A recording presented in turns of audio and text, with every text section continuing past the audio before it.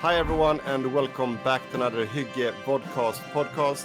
In the studio with you today, you have myself, I was gonna say you first. Okay, we have the eminent Mr. Boppus, Mr. Boppus and myself, Badger, with you today, as per usual. Today's episode, we will talk about something that's close to heart for me, who plays the UK quite a lot, and it's not Navy. It's actually airplanes and air mechanics. So the design of this episode is quite similar to what we usually do. We will talk about the top 6 air mechanics and go through three each, and then see if we come up with something good for you. Yeah. Or if we only have the same things. Exactly. Yeah. All right. So do you want to start or should I start? Yeah, I can start. This is an episode Badger designed. He wanted to talk about top 6 air mechanics, and I had to try and figure out what do you really mean with that. Do you only want us to stay in air and talk about air combat and so forth, or going down and bomb stuff? I mean, it's up to you to interpret the question as you want, right? Yeah, and so many things: strat bombing, port striking, air superiority casts.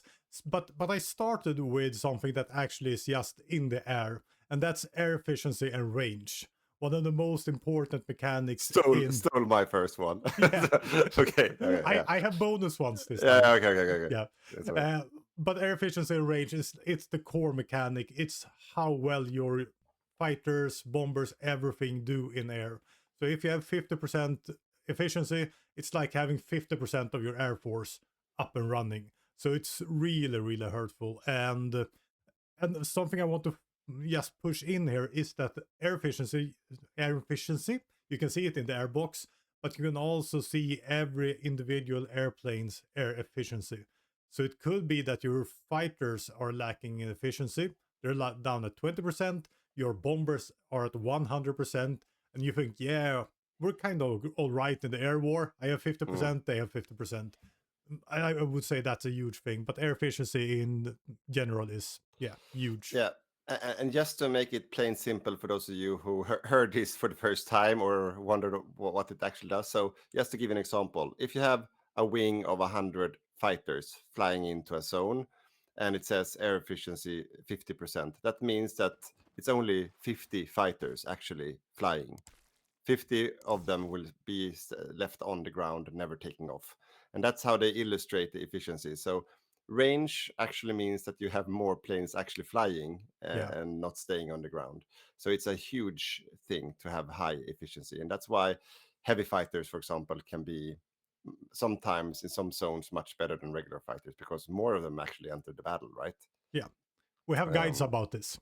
Yeah, very good. But okay, but then I think I can take another first one that's kind of tight, like nicely connected to this one. Yeah. And that is, you mentioned each plane has its own efficiency, but also like graphically, you can, if you click on a plane in an airfield, you see like the ring around it, right?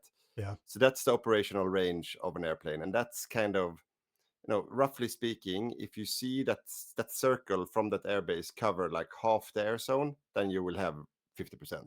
That's like the visual help to that percentage if you don't actually look at the percentage. But what that means in terms of close air support, if you have CAS on a close air support mission, it might look that you see a fight is happening within the circle, and then you might think, okay, but now all my CAS will fly into this battle. And that's still not true. It's still the efficiency that says how many of the planes actually go to the fight, even though it looks like the battle is within range. Yeah. So it needs to be within the circle to actually fly. But once it flies, it's the efficiency that determines how many of them that will fly. Into the entire zone. Is that what you're saying? No? No. Okay. So CAS, because a battle is somewhere on the actual map, right? It's not. So first, the circle of the CAS, the land battle needs to be inside of the circle for them to actually fly and attack something in that battle. Yeah. But even though it's in the circle, then you might think, oh, all of them will fly. But that's not the case. Yeah. So because then you think, oh, it's within the circle, which means 100% of my CAS. If I have 100 CAS, you think 100% of MCAS will fly into the battle because they have range, but that's still Yeah. not the case. Yeah. So Now I get you. that's like a graphical mindfuck, if you know what I mean. Yeah. It's the same mindfuck as with the fighters. If you have fighters covering half of an air zone, you think you couldn't reach the entire air zone, but you can't. It's just you can. It's just like 50% of your fighters can reach the entire air zone. Hmm. You understand what I mean? Yeah, So the exactly. So circles don't have yeah, to meet up for fighters. no, for fighters it doesn't matter. Yeah. So it's just a percentage. But Yeah. for CAS, the It circle matters. Yeah. matters. But the efficiency is still the same logic as with the fighters. Yeah. So it's a bit confusing, but Yeah. it's a very important thing to understand. Yeah. Even though you have range with CAS, the efficiency will still be determined by the entire Yeah. air zone. Yeah. I would say that was extremely well explained in the end. In the end, I was just but what are it you took us actually some, saying right now? yeah, but it's I think it's one of the core things to like the efficiency, how the efficiency work is like the most important air mechanic, I think. Yeah. And then and then that's like one step down from that, I think. Yeah. Mm. Okay, I'll go for my second one, and that is the consequence of all air mechanics, because there's a lot of air mechanics, the guilt, the speed, and so forth, attack. Mm. The Mm. consequence is that new tech always beat old tech extremely well. If you go to 1939, use 1939 tech on your 1936 fighters, they get exponentially better than the old ones. If you use the 1940 airframe with the 1939 40 tech, they get even more better. The cost difference is minimal. Mm. The effectiveness is enormous. I don't really remember now. I should have checked my own videos for this, but they're like twice as good for like a 10% cost increase. Yeah. So pushing out, if you want to win the air war, pushing out technology early and start converting and updating your air fleet will be extremely beneficial in that. And I think that's a really important thing to have with you. Don't build a lot of 1930 tech units and think you can fight in 1941. You will be totally slaughtered. Yeah. So that kind of, when we discuss the air meta, Yeah. are you changing foot on that? Yes. It's I would say Or is there still a user case for it? And yeah, just to explain what we're talking about, like the argument was that in some scenarios it might be worth pumping out 36 tech, like fighter ones in like 36 tech fighters, and just spam them early on with high efficiency with early mills, just to have mass once the war starts, and especially as you play Soviet Union. That was like the argument, because a plane is always a plane. Like the air superiority stat doesn't change; it's still the same. But what you're saying is that a modern fighter, for example, will just crush an old one. So, like if you have time, like it will just skyrocket in terms of winning over yeah. time. After thinking about this, I would say, yeah, you need to upgrade everything. But there's another case if you use 1936 fighters and convert them with Yeah. 1939 tech, then stuff begins to change. And especially playing the TFB mod that we do, Mm, mm, the power difference, the output difference of newer fighters isn't that big as it is mm. in vanilla. Vanilla always have Yeah. huge Okay. differences and modifiers. Yeah, because So I still think there are some scenarios like the 36 fighters are actually, I mean, at the Battle of France, for example, I would still say that it might be worth having like a big air force to defend France, for yeah, example. an early war when you don't have, because this is my third point, I will go into it. If you Mm. don't have radars, Yeah. radar coverage, then you need detection. And I won't Yeah. go into that now because you have a Okay, point to okay, make okay. before me. Okay. Okay, but that was a good one. So, okay, I can go for my second one, and that is the air superiority, how that affect land battles. Yeah. So this is like the classical, if you fight with land units under green, red, or yellow air, which is like the quick version to look how you're trending. Yeah. Basically saying that if you have Air superiority, how that works is that if you have air superiority in the air, so you're fighting under green air only with fighters give air superiority.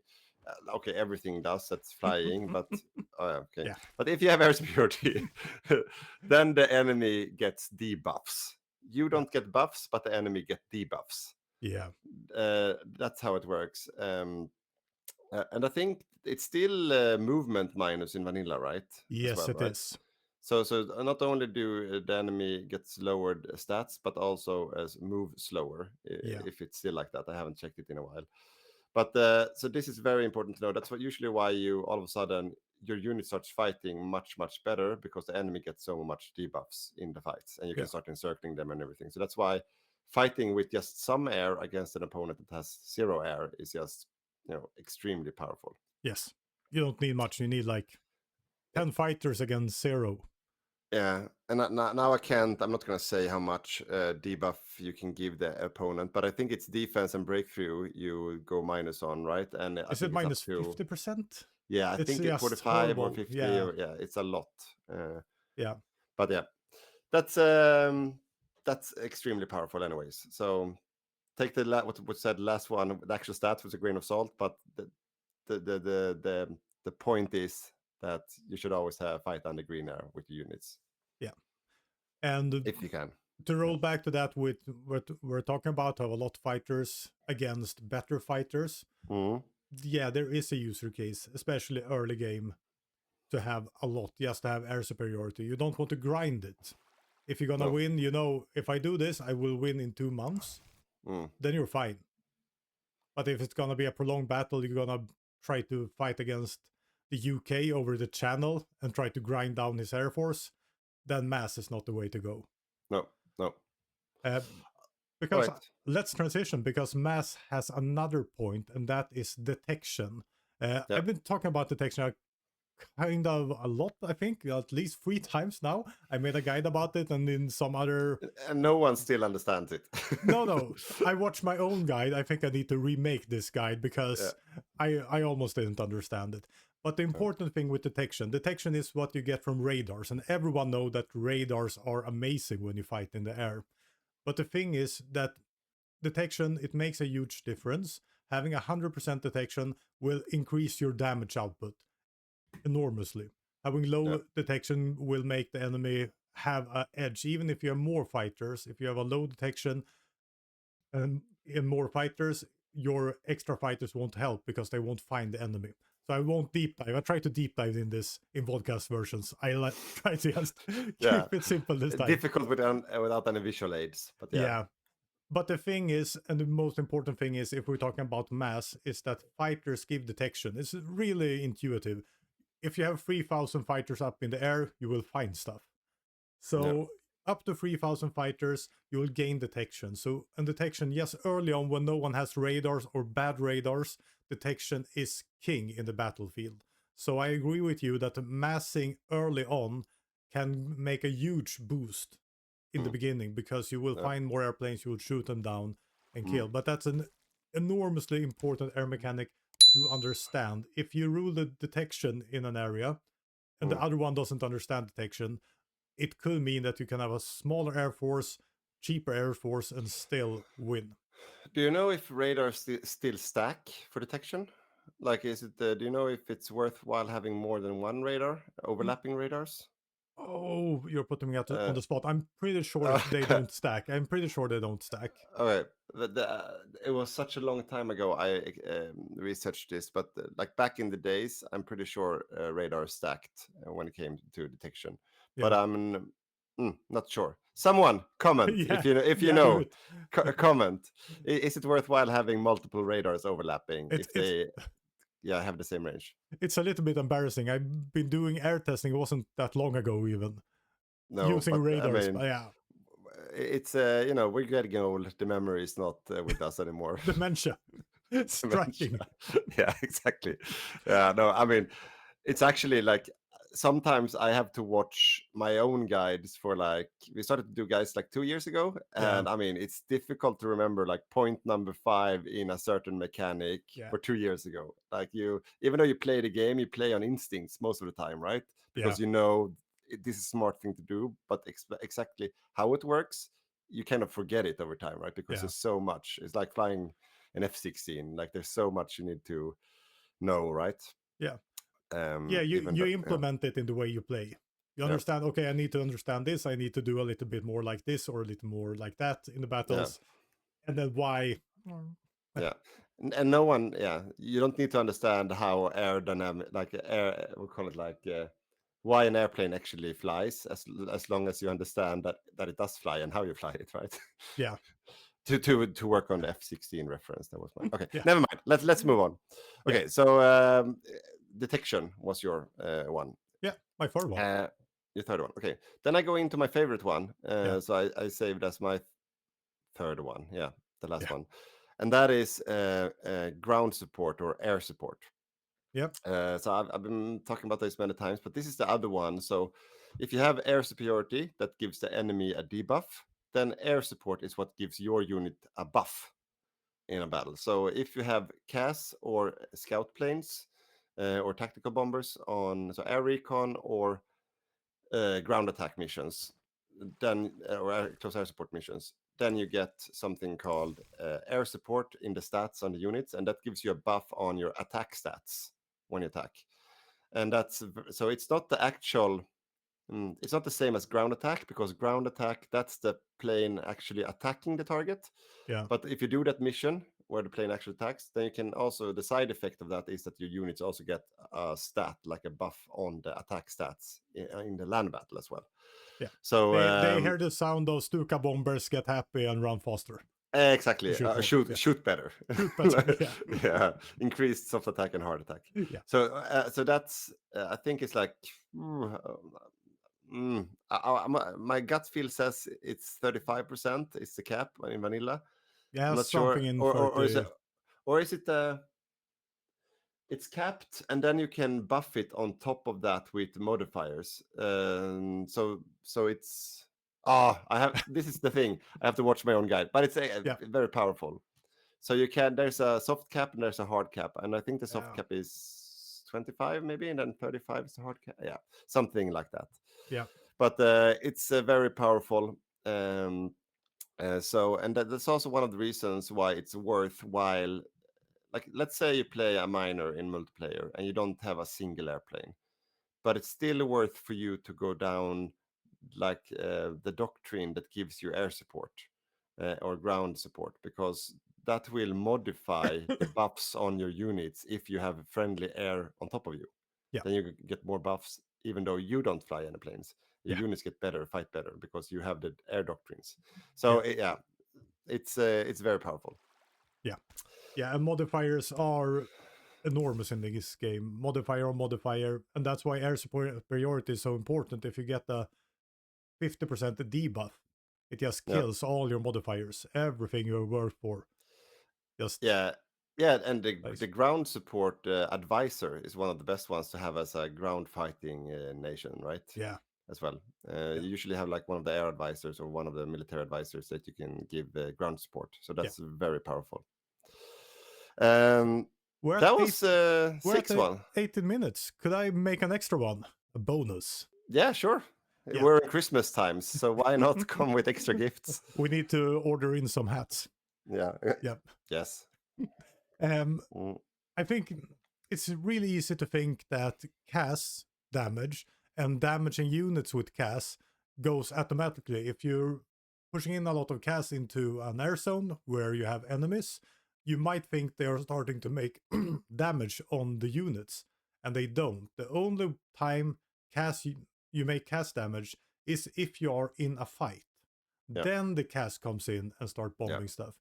I didn't know this. I knew this way too late, actually. Really? It took me years to understand this. I thought they were doing their work. Of course, they're flying around. They see some trenches. They bomb them. They go back. But no, you need to be in battle. Log striking is happening all the time, though. Yeah, it is. But log striking is, but not ground attack. No. Yeah. Or is it log striking? Don't you need trains and trucks running in the zone? No, yeah, the enemy needs, but like your CAS will work on them even though there's no fighting. Yeah. Yeah. Okay, yeah, log striking with CAS. That's what Yeah, you're saying. exactly. Yeah, Yeah. So your CAS will work automatically, yes, yeah. even though there's no fight. But I But think that's really important. So you can build a huge CAS fighting force, try to bomb down your enemy, but if you're not fighting, they they won't be used. And if you don't have enough fights, say you build 2,000 uh, CAS, you're gonna make one fight at a time. You won't use like 5% of them no, max. no. So really important to have enough cast for the battles that are going on, but not too many casts. And you need battles going on if you're gonna have casts. Yeah, because the second part is also that it's the enemy combat with that determines how many CAS can go into a battle as well. Yeah, So if you just fight small fights in mountain, for example, then it's kind of pointless. yeah, Because it's the yeah. combat width determines how much cast damage they will do. You could have 50 casts in the mountains or Yeah, 25. exactly.